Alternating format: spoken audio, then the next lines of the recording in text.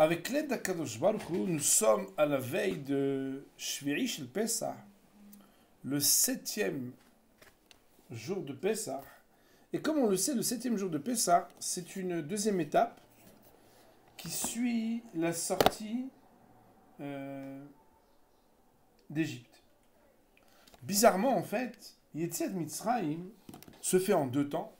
En vraie vérité, si on avait eu le temps, on aurait expliqué qu'elle se fait en 3 temps, puisque comme vous le savez, s'il est vrai que à Shavuot et à Sukkot, dans le texte de la Torah, nous trouvons les mots Simcha mentionnés, il n'en reste pas moins vrai que concernant la fête de Pesach, il n'est pas mentionné le mot Simcha explicitement.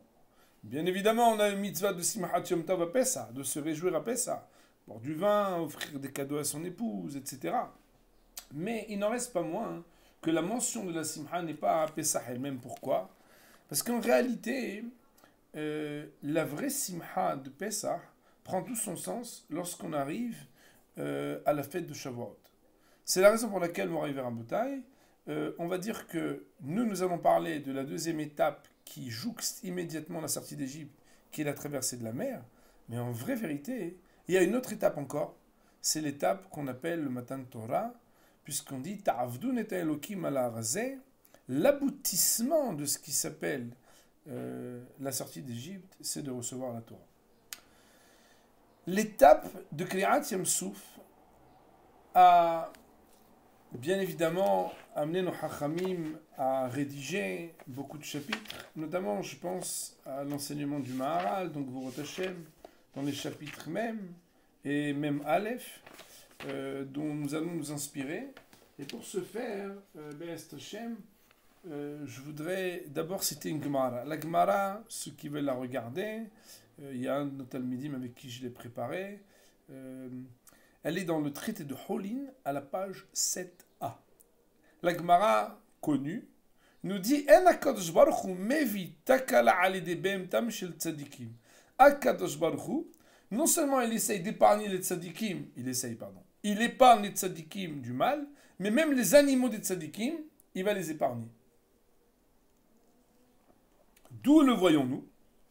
De Rabbi Pinchas ben Yair, car voilà qu'une fois, Rabbi Pinchas ben Yair, Avakaaz el Pidyon Shvuim, il s'est trouvé en chemin pour aller à Pidyon Shvuim. Je vous rappelle que la Gemara dans Baba Batra, elle appelle Pidyon Shvuim le rachat des captifs, mitzvah gedola. Une tellement grande mitzvah que c'est une mitzvah pour laquelle on peut même vendre un Sefer Torah, on doit le faire. C'est une des mitzvot les plus importantes de la Torah. Pagarbe, Begina, Beginai Nahara. Il a rencontré littéralement le fleuve de Ginaï.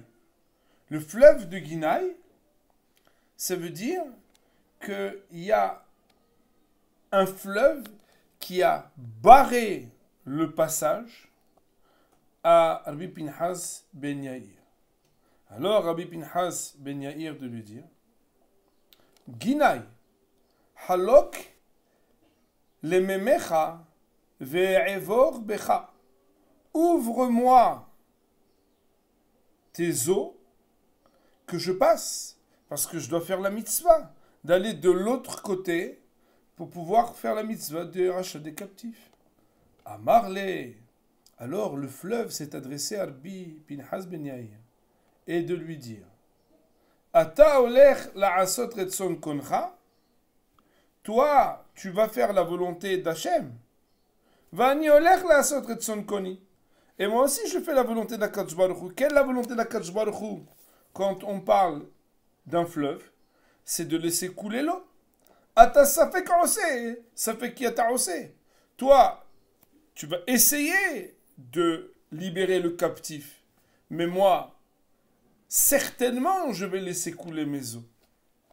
Vani vadai osé. Autrement dit, moi, je suis mieux que toi. Amarle, Rabbi Pinchas ben Yair, de continuer ce dialogue avec le fleuve de Ginaï et de lui dire Im iata holek, si tu ne t'ouvres pas pour me laisser passer, Gozerani alecha shelo ya'avru becha ma'im ne'olam. Je vais décréter sur toi que les eaux ne passeront plus jamais par toi. Autrement dit, tu vas t'assécher. Et devant la menace de Rabbi Pinhas ben Yair, nous dit la Gemara dans Masechet Hulin Daf Zayin que le fleuve de Ginaï, Halakle, il s'est ouvert. Le fleuve a eu peur. Ava au Gavra de Avedare Hitel Episha. Derrière lui, il y avait un homme qui amenait avec lui du blé pour Pesach, pour pouvoir faire des matzot. Alors, Rabbi Pinhas ben Yair, Amarle, s'est réadressé à nouveau au fleuve de Ginaï. Et la Gemara de nous dire qu'il lui a dit Halok le nami le ay, de mitzvah asik. Ouvre-lui aussi à lui, car il est occupé au mitzvot. Halakle, le fleuve de Ginaï s'est aussi ouvert. Avaou taïa de la Bahdayu. Il y avait là-bas un artisan, un marchand non juif. Taïa, Rashi nous dit, Soher Aravi, un marchand arabe. Des lava Bahdayu qui marchaient avec eux. Ve'amarle, alors, Bibin Hasben Yair de dire, Halok le nami le ay. Ouvre-lui aussi à lui tes eaux. De l'oï leima, afin qu'on ne dise pas, car osim livne levaya, que voilà comment on se comporte avec les gens qui nous accompagnent. On fait la route ensemble et quand le fleuve s'ouvre, on les laisse derrière. Amar Rav Yosef, Rav Yosef de dire, Kama nafish gavra mi Moshe veshitin Rabvan. Combien il est plus grand Rabbi Pinhas ben Yair que Moshe Rabbeinu et les 600 000 juifs. Deilu atam hadzimna. Car voilà que là-bas, ça s'est ouvert qu'une fois. La Kriyat Yam Souf, la mer, elle s'est ouverte qu'une fois pour Moshe Rabbeinu. Ve'acha, et ici, Tlat Zimne, ça s'est ouvert à 3 reprises. La Gemara, elle vient dire, oh, attends, je comprends pas. Ve'dilma achanami hadazimna. Peut-être que ici aussi, dans le dialogue, peut-être c'était resté ouvert et il lui a dit, reste encore ouvert pour que celui qui a le hita, le blé pour les matzot, il puisse passer, ou bien qu'il, alors que avant que ça se referme encore, Bibin Has ben Yair, et dit, laisse passer aussi celui qui était notre accompagnateur. Et donc, a priori, c'est pas 3 fois. Et là, Gemara nous dit, Ella, que Moshe veshitim Rabvan. Alors au moins tu peux dire que c'est comme Moshe Rabbeinu et les Shittim Ribvan et les 600 000 juifs. Autrement dit, Moray Verabotai, ici la Gemara de Masechet Hulin fait un parallèle pour nous dire la grandeur de l'ouverture du fleuve de Ginaï pour Rabbi Pinhas ben Yair, pour le mettre au minimum sur le même niveau que Kriyat Yam Souf, que la traversée de la mer, pour Moshe Rabbeinu et tout l'Am Israël, et au plus, selon les versions et les compréhensions, peut-être qu'ici c'était encore plus. Pourquoi? Parce que c'était peut-être à 3 reprises que ça s'est ouvert, si la version de l'histoire fait que ça s'est réouvert une 2e fois et une 3e pour celui qui portait du blé des matzot ou pour l'accompagnateur non juif qui marchait derrière eux. La camarade racontait qu'ensuite ils ont été sur le chemin, conviés. Et là, on a donné à manger à l'âne de Rabbi Pinhas ben Yair. On lui a donné de l'orge. La Gemara, elle dit qu'on a mis de l'orge devant lui et il n'a pas voulu manger. La Gemara, elle dit que alors ils sont venus et ils ont dit, bon, peut-être qu'ils sont habitués à donner à l'âne on va dire, des graines un peu plus fines. Alors, ils l'ont tamisé, ils l'ont un petit peu travaillé, lo achal. Nakrinu. Alors, ils ont fait un peu mieux. Ils ont dit, bon, peut-être qu'on va un petit peu le frapper pour faire de la fine fleur de farine, ce blé, cette orge, pour donner au hamor quelque chose de meilleur. Et on voit qu'il n'a pas mangé. Ils sont venus voir Rabbi Pinhas ben Yair, ils lui ont dit, Kodarav, vous avez besoin d'une voiture qui marche, votre âne n'y mange pas, vous lui donnez à manger, il y a un problème. Amar Léou, il leur a dit, Dilma lo me'asaran, peut-être vous n'avez pas fait le ma'aser sur cette orge. Asrinu ve'achal. Ils ont prélevé le ma'aser, la dîme qu'on doit prélever sur tout ce qui est agriculture, avant de voir le droit de consommer, Trumot, Ma'asrot, comme vous le savez, et alors l'âne a mangé. Et on voit que quoi? Que le Rav a dit, Aniazu, Olechet la'asot retson kona vatem machilin uta tvalim. Cette ânesse qui est pauvre, elle va faire la volonté d'Akadosh Baruch Hu et vous lui donnez du tevel, vous lui donnez quelque chose d'interdit. Et de là, Behemet, on apprend qu'Akadosh Baruch Hu n'amène pas de problème pour les animaux des tzadikim. Ça, ce sont les mots de la Gemara. Le Maharal, dans Sefer Gvorot Hashem, qui, je vous rappelle que Sefer Gvorot Hashem, en fait, c'est un livre qui est consacré tout entier par le Maharal à Galut Mitzrayim ve Geoula, donc il se présente sous cette forme. Le Maharal, il amène dans le chapitre 41 de son Sefer, cette Gemara que nous avons citée de Rabbi Pinchas ben Yair, pour donner une preuve à ce Yesod, à l'idée qu'il a démontrée pendant le chapitre même, où là-bas, il explique l'idée et il essaie de faire comprendre l'idée fondamentale qui se cache derrière la traversée de la mer. Et je vais essayer, bien évidemment, je ne suis pas un spécialiste du Maharal, donc je vais essayer de vous expliquer comment moi j'ai compris pour partager avec vous ma réflexion.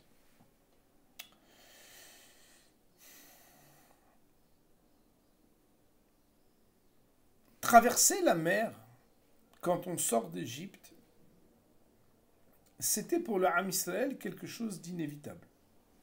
Comme on le sait, sur le verset qui dit Matitzak elai, Deber el Ha'am v'Yisa'u, Hachem de dire à Moshe Rabbeinu, ça n'est même pas le temps de prier maintenant.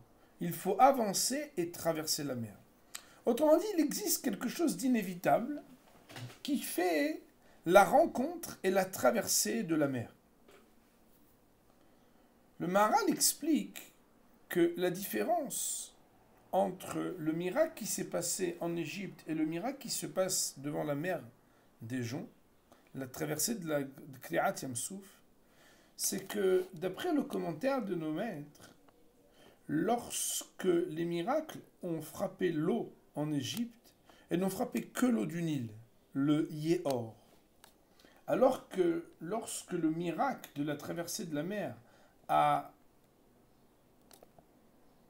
été réalisé sur la mer des Joncs, Yamsouf, Hachamim vont apprendre que ce sont toutes les eaux du monde qui se sont ouvertes.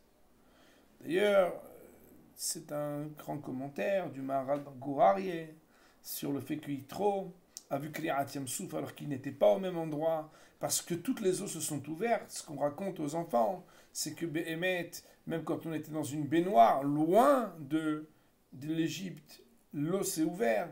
Même dans un verre d'eau, l'eau s'était ouverte. C'est-à-dire que l'élément qui s'appelle l'eau s'est ouvert au moment où les Bnei Israël ont traversé la mer. Qu'est-ce que ça veut dire l'élément de l'eau? Alors là, Moray Verabotai, je vais vous introduire une notion qui est très intéressante, qui s'appelle le Homer et la Tsura. C'est quoi Homer et Tsura? On a déjà peut-être parlé une fois de ce sujet. C'est que dans chaque élément qui a été créé, il y a ce qu'on appelle Homer, la matière, et Tsura, c'est la forme qu'on donne à la matière. Prenons par exemple l'exemple d'une pierre que nous trouvons. Telle qu'on l'a trouvée et qu'elle est, elle est un Homer, elle est un matériau, une matière première brute. La Tsura, c'est la forme que je vais donner à cette matière, c'est-à-dire quand je vais la travailler. Autrement dit, il y a une manière passive d'aborder la matière, c'est quand le Homer est un Homer, et il y a une manière active d'aborder la matière, c'est lorsque je donne moi, en tant qu'homme, une Tsura, une forme à la matière.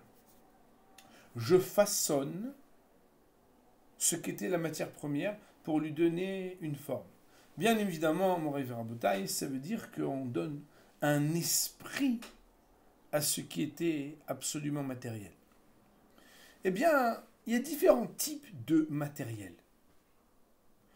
Le Maharal nous dit que le Maïm, l'eau, l'élément, donc comme vous savez, il y a 4 éléments qui constituent le monde.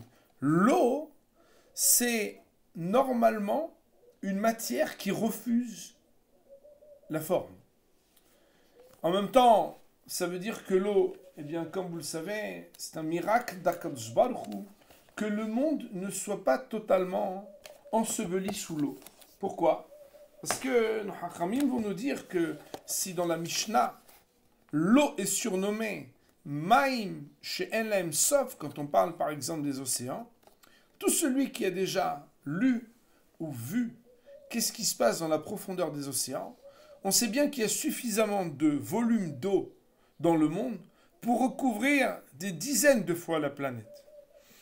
D'ailleurs, Akadosh Baruch Hu, c'est lui qui a dit Gvul Samta Bal Ya'avorun Bal Yeshun Lechasot Haaretz. Akadosh Baruch Hu, c'est lui qui a placé une barrière pour pouvoir faire en sorte que les eaux ne recouvrent pas le monde. Autrement dit, quelque chose d'infini se révèle dans le monde quand on parle de l'eau. Et pourtant, Akadosh Baruch Hu, pour donner la place à l'homme, il a été metzemtzem, il a réduit que ce qui est normalement à l'image un peu de l'infini dans l'eau, et qui aurait pu recouvrir et détruire l'humanité, puisse se contenir et être réduit à un certain endroit. Le miracle de tout celui qui va regarder les vagues sur une plage et qui comprend que la force et la puissance infinie de ce que cette vague, si elle allait jusqu'au bout, elle pourrait dévaster, d'ailleurs elle le fait parfois, des villes entières. C'est aussi Akadosh Baruch qui a placé le miracle que cette force soit contenue et que le sable, c'est pas lui, c'est Akadosh Baruch qui fait que la mer ne recouvre pas totalement le monde. Il n'y a pas dans le monde un élément qui soit plus matière que l'eau. Et cette matière-là, elle est à la fois l'élément qui refuse le plus la forme, et à la fois, paradoxalement, elle accepte toutes les formes qu'on lui donne. Nous disent nos Hachamim, le Maharal explique que si par exemple je prends de l'eau et je le mets dans une forme de verre, eh bien l'eau va prendre la forme du verre. Si je vais prendre l'eau et je le mets dans une forme triangulaire, l'eau va devenir triangulaire. L'eau réclamerait par son essence qu'on ne puisse pas lui donner de forme. Autrement dit, c'est presque elle qui va dicter la forme qu'elle va bien vouloir nous accorder. Mais l'homme, son rôle, c'est d'être confronté à cette eau pour donner une tsura au homer, pour donner une forme à cette matière. Eh bien, Moraï Verabotai, Mitzraïm, les Mitzriim, les Égyptiens, sont l'opposé des Ivriim, des Hébreux, si on devait traduire dans le langage qui prend un petit peu les syllabes et les phonèmes pour les traduire dans une langue qui n'est pas hébraïque. Les Hébreux, c'est ce que Ivriim, bien tout le monde comprend que Mitzraïm Metzariam, Ivriim Avariam. Mitzraïm, c'est ceux qui sont dans l'étroitesse du Yam. Metzar, Mina Metzar Karatika, de l'étroitesse je t'ai appelé, Metzar Yam. Il y a quelque chose qui fait une étroitesse infinie dans ce qui s'appelle Yam, la mer, et il y a un autre abord, qui est l'abord de Am Israël, qui est ceux qui vont être Avariyam. Avariyam, Ivriim, ceux qui ont traversé la mer. Qu'est-ce que ça signifie? Eh bien, le Maharal explique que celui qui est un être qui a une tsura nivdelet, un être qui est empreint de spiritualité, alors lui, il peut traverser la mer. J'oserais utiliser l'expression que j'ai utilisée avec un de nos amis quand on a étudié. Traverser la mer sans se mouiller. Ça veut dire quoi? Ça veut dire que la confrontation à la matérialité est un enjeu. Il ne suffit pas de sortir d'Égypte. Il va falloir traverser la mer. Quand quelqu'un sort de l'Égypte, il pense que ça y est, il est devenu un être kadosh. Cette kedusha-là, elle peut le faire croire que le seul moyen qu'il a d'avoir la kedusha, c'est de rester séparé du monde matériel. La vision de la Torah, comme vous le savez, n'est pas cette vision. La vision de la Torah est que, au contraire, on est devant la mer, on est devant la matérialité. Cette matérialité, elle essaierait de nous dicter à nous ce qu'elle va décider de nous. À savoir que la mer essaye de nous faire sombrer. La mer essaye de nous retourner. Quand un homme, comme Rabbi Pinchas ben Yair, il va pour Pidyon Shevuim, c'est qu'il n'a qu'un seul objectif, c'est d'arriver de l'autre côté de la rivière. Ça veut dire quoi de l'autre côté de la rivière? C'est que la rivière, elle ne m'intéresse pas. La rivière, c'est un moyen pour moi d'arriver de l'autre côté. J'ai besoin de la traverser. Il est impossible d'arriver de l'autre côté de la rivière sans passer au travers. Seulement, il y a deux manières de passer au travers de la rivière. Il y a le faire comme un Égyptien et il y a le faire comme un Hébreu. Mitzrayim, c'est ceux qui ont toujours pensé que c'est la mer qui va les nourrir. Ça veut dire quoi la mer qui va les nourrir? Nos Hachamim vont nous dire que Metzariam, comme c'est marqué dans les Sfarim Akdoshim, c'est que l'Égypte est le pays qui n'avait pas besoin des pluies. On n'a pas besoin d'autre eau que ce qu'on a ici. Et donc on n'a pas besoin de lever les yeux vers le ciel pour demander la pluie, parce qu'on est bien. Baruch Hashem, on est organisé, on a l'abondance, on a l'argent, on a le alamazé, on a l'organisation du monde matériel. Et Baruch Hashem. Enfin, Baruch Hashem c'est mal dit, mais on n'a pas besoin de s'adresser à Hashem, Haz v'Shalom, de s'exprimer ainsi.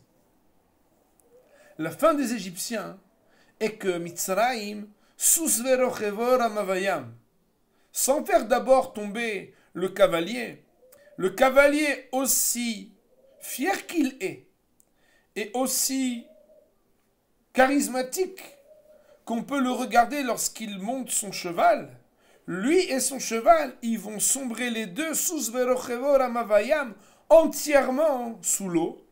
Pourquoi? Parce que celui qui aborde le monde matériel dans une vision matérialiste, qui n'a pas d'esprit et qui ne donne pas de forme, de tsura au homer à la matière, alors lui il sombre dans la matière. Celui qui est investi est concerné par ce qui s'appelle la mitzvah. La mitzvah, ça veut dire que le plus important, c'est d'arriver au bout pour accomplir la mitzvah de Pidyon Shvuim, la mitzvah de s'occuper de la matzah. Le fait même qu'il n'y ait pas de Hilul Hashem, que le non-juif qui nous accompagne pense, Haz v'Shalom, qu'on n'a pas assez de considération pour lui. Même si le Maharal, bien évidemment, dans le chapitre même Aleph, il explique de manière très profonde ces trois dimensions. Dans une lecture même simplifiée, telle qu'on la propose, on peut comprendre qu'à partir du moment où un homme, il a une tsura nifdelet, c'est-à-dire qu'il donne une forme et un but à sa vie qui est un but spirituel, il pourra dominer, c'est le mot qu'il faut dire, la matière. Dominer la matière, Moraï Verabotai, ça veut dire être capable que la matière se soumette à l'être spirituel. Autrement dit, Moraï Verabotai, on rencontre tous le Yamsouf, c'est-à-dire le fait d'être confronté à la bassesse du monde matériel qui nous rappelle nos instincts et nos besoins et qui nous remettent en question. Devant la mer, on ne sait pas quoi faire parce qu'on se dit mais c'est pas possible. Quoi, je vais m'abaisser mais je vais risquer, mais c'est compliqué. Et comment je vais faire? Et comment je vais arriver au bout? La Torah nous dit que pour arriver au bout, il faut pouvoir dire qu'on est certain que le but, pour nous, c'est uniquement d'accomplir la volonté d'Akadosh Baruch Hu. Ivreim, un hébreu, c'est quoi? C'est celui qui veut juste traverser de l'autre côté de la mer Eh bien, il faut savoir que lorsqu'on est un être qui est investi de la Torah et des mitzvot, la mer, elle s'ouvre. Ah, mais je ne sais pas comment je vais faire. Là, je suis contraint de me mouiller. J'ai des obligations. Vous vous rendez pas compte? Même si je voudrais faire les mitzvot et la Torah, mais j'ai quand même aussi des clients, j'ai quand même des fournisseurs, j'ai des obligations, j'ai un relationnel, j'ai un renom.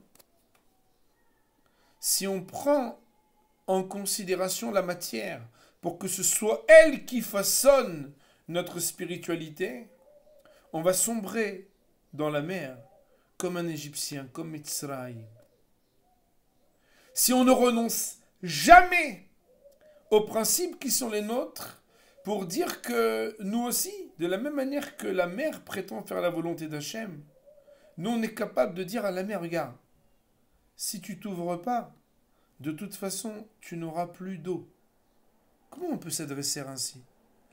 La parole de Rabbi Pinchas Ben Yair, c'est de nous dire, mais ne retournons pas les choses à l'envers, mon Rav Rabotai. Le monde matériel, il est un outil pour le spirituel. S'il est l'outil, est-ce que c'est lui qui va dominer? Est-ce que c'est lui qui va me dicter quel juif je vais être? Pas du tout.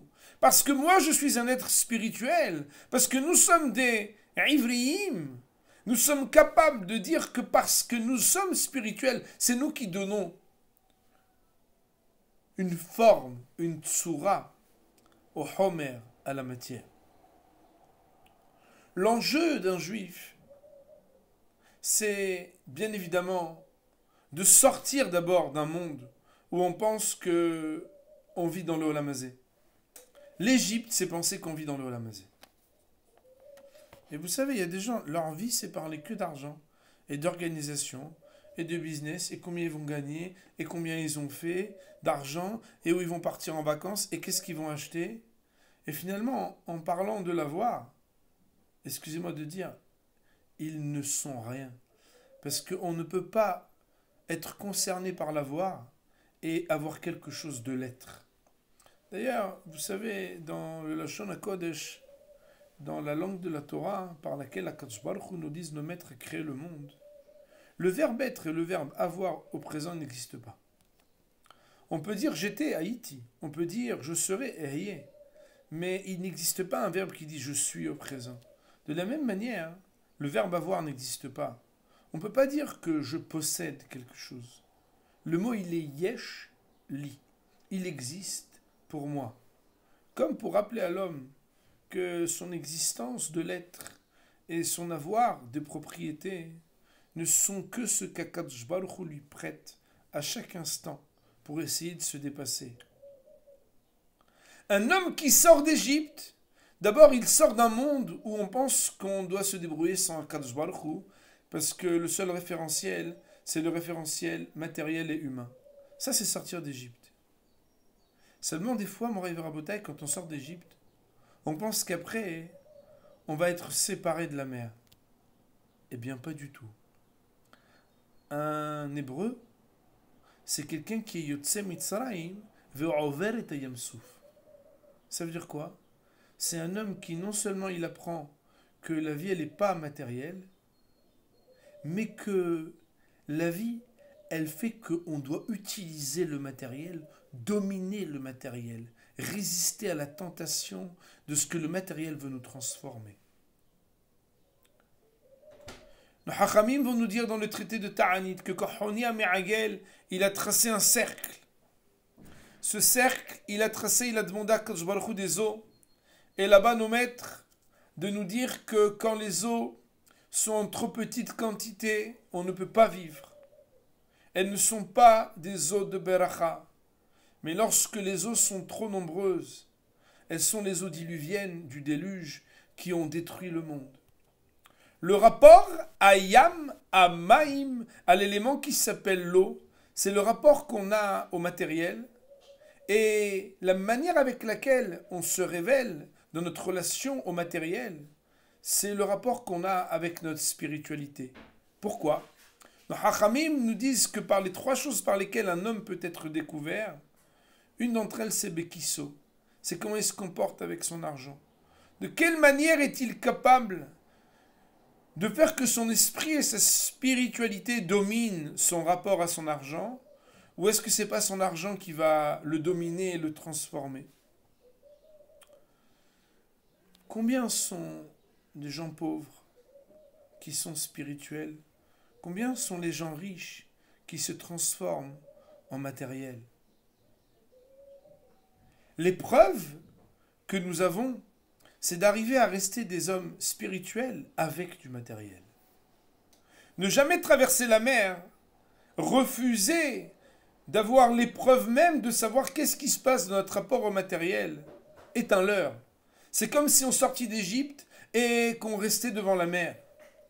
On va devoir être capable de traverser la mer, ça veut dire être capable de vraiment regarder d'une manière qui est équilibrée le monde de la matière. Il m'est venu en préparant ce shiur une réflexion, parce que finalement, la période que nous vivons est très particulière dans ce qu'elle remet en question tout notre rapport au matériel. On en a parlé il n'y a pas très longtemps avec le fameux Yesod du Rav Dessler, l'idée que le Mashiach justement viendra lorsque le monde matériel sera perçu différemment. Finalement, si on réfléchit bien, on peut comprendre que le niveau qu'on a quand on sort d'Égypte, il est très très haut. Mais est-ce qu'on est capable de le garder lorsqu'on traverse la mer avec ce qu'on appelle Bizat Hayam, le butin de la mer? Ça, c'est pas aussi évident. Si on devait dire qu'aujourd'hui, Morav et Rabotai, on se trouve un peu tous comme devant la mer, on ne sait pas vraiment comment on va traverser pour arriver de l'autre côté. Mais on a la Emouna, et comme nous disent nos Hachamim, le Midrash le dit, Kedai I a Emouna she'eminu shekra alahem ayam. Elle leur a été valable et fidèle. Cette foi qu'ils ont eue en moi, c'est par elle que je leur ai ouvert la mer. Il y a des contraintes qui font que notre lien en matériel est très différent aujourd'hui. Et que la crise qui se présente être une crise océanique sur le plan du monde matériel, elle ressemble à une mer qui est fermée et qu'on ne sait pas comment on va la traverser.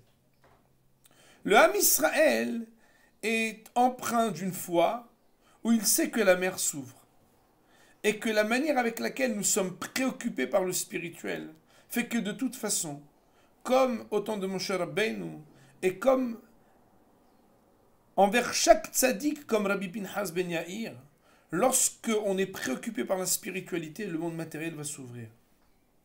Il reste à savoir, mon révérend Botaï, quand la mer s'est ouverte et qu'on l'a traversée, et qu'ensuite on se retourne et qu'elle s'est refermée, qu'est-ce qu'on est capable de garder dans notre vie au quotidien? Le fait d'être toujours en train de traverser la mer sans se mouiller. C'est-à-dire, comment est-ce qu'on est capable de retrouver une vie matérielle sans être matérialiste? Si on devait s'exprimer ainsi, et si je me permettais cette expression, serions-nous plutôt des spiritualistes du matériel, après une période où la matérialité a changé de sens? Ou bien est-ce que finalement, on serait capable de retourner en Égypte? Hachamim vont nous dire qu'Akadosh Baruch Hu, il a fait faire un détour au Ham Israël pour ne pas que, voyant les difficultés, on puisse retourner en Égypte. Si vous réfléchissez, vous vous dites, mais comment est-il possible d'imaginer une seconde que quelqu'un veuille retourner en Égypte? Ben vous savez, c'est tellement moins contraignant de vivre dans un monde matériel où on n'a pas de contraintes spirituelles. Ah non, non, non, non, quoi, il faut faire ça, et telle mitzvah, et il faut donner, et il faut travailler, et le Shabbat, on ne peut pas... Et alors, je comprends pas. Il n'y a pas très longtemps, tous les jours, c'était Shabbat. Et alors, je comprends pas. Il n'y a pas très longtemps, de toute façon, aucun jour, tu pouvais prendre ta voiture. Mais alors, je comprends pas. De toute façon, il y a quelque temps, personne ne pouvait penser même que le lendemain, il allait rester en bonne santé. Il n'y avait que la spiritualité qui nous a fait traverser la mer. Que reste-t-il quand la mer se referme? Y a-t-il encore à l'esprit que nous sommes des Ivriim? Ou bien est-ce qu'on se transforme dès qu'on a passé la mer en Mitzrayim? Autrement dit, Morav et Rabotai, le vrai sens de la traversée de la mer, peut-être aujourd'hui, il prend tout son sens lorsque, avec l'aide d'Akadosh Baruch Hu, la Emouna que nous avons en Hachem, fait que la mer s'ouvre, qu'on commence à entendre des meilleures nouvelles, qu'on sait, parce qu'on a la foi, que la spiritualité dominera toujours la matérialité, et qu'on arrivera à l'autre bout, de l'autre côté de la mer, sans sombrer, il faudra garder en tête de savoir est-ce que nous aurons gardé l'empreinte de toujours être concernés à dominer la mer, dominer le matériel pour lui donner une forme, plutôt que Haz Shalom, même si on est sorti de l'autre côté, on ressemblerait à ceux qui sont les Égyptiens qui sombrent dans la mer. En définitive, ça veut dire, et pour conclure, que traverser la mer, c'est révéler la manière avec laquelle dans notre vie, en dépit du fait qu'il y a besoin du matériel, et que le matériel est un outil exceptionnel, la seule chose qui nous importe, c'est de rester un être spirituel qui domine le matériel. Et l'Égypte, c'est le monde matériel qui se sépare totalement du lien avec Akadosh Baruch Hu. Sortir d'Égypte, c'est considérer qu'on doit lever les yeux au ciel pour que la pluie tombe. Mais traverser la mer, c'est rester un homme qui traverse la mer sans se mouiller. C'est-à-dire sans jamais perdre les principes de la Torah. Et ça, c'est que lorsqu'il est marqué que Yaakov il était Shalem, on nous dit qu'il était Shalem be Gufo, de son corps. On dit aussi qu'il était be Torato, dans sa Torah il était intègre, mais aussi on nous dit be Mamono, dans son vrai rapport au matériel. Quand nous permette chacun de pouvoir traverser la mer ce soir, qu'on entende que ce soit un moment qui soit le moment peut-être sans doute le plus propice à pouvoir traverser les océans et arriver de l'autre côté de la mer pour entendre les meilleures nouvelles, mais que ça nous fasse réfléchir surtout à ce que finalement, à part notre spiritualité qui nous permet de dominer le matériel, si nous n'avions pas cette considération qui n'a rien d'autre que la spiritualité pour dominer le matériel, il faut savoir qu'on sombre tous dans le matériel. Parce que le maïm, la mer, c'est ce qui fait sombrer l'homme dans le monde matériel. On va dire Baruch Olam, Amen ve Amen.